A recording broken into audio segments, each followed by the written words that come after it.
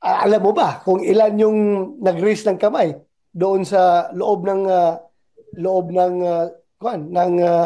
lounge namin nung tinanong kami na kung sinong gustong dagdagan yung pundo ng UBP. Alam mo kung ilang numbers yun? Sir, sandali lang. Kung maraming nagtaas ng kamay, bakit hindi tumaas yung budget? Eh, Oo nga. very very very strong yung words ng leadership ng SP at saka ng chairman ng finance. So sige na lang para hindi tayo mag-away-away dito. Okay na lang yun. Ano po yung strong words na yun? Bakit naging strong enough para ma-overrule yung majority? Amin na lang yun.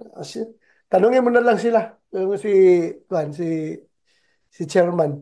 Tanungin Sir, mo kasi na. ang sinabi po, hindi naman, ba't nyo kasi dadagdagan daw ng budget? Hindi naman po nag-request. Wala rin doon pong ibinigay na justification.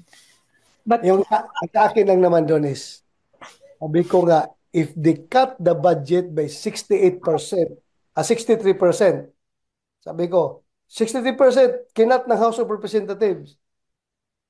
Pwede ba gawin na lang natin 50 yun, ibalik natin yung 13%,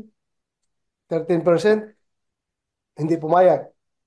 O sige, sabi ko, kung hindi pwede yung 13, kahit 3 man lang, yung 3% of the total budget of OBP is amounting to around 21 million pesos. 3% lang. Ibalik natin para symbolism lang. Symbolism lang na we are not stamping pad of the House of Representatives. Na hindi tayo sunod-sunuran sa kanila kung anong gusto nila, i-adapt lang natin dito, hook, line, and sinker, at diretso na, approve natin. Sabi ko kay 3% lang.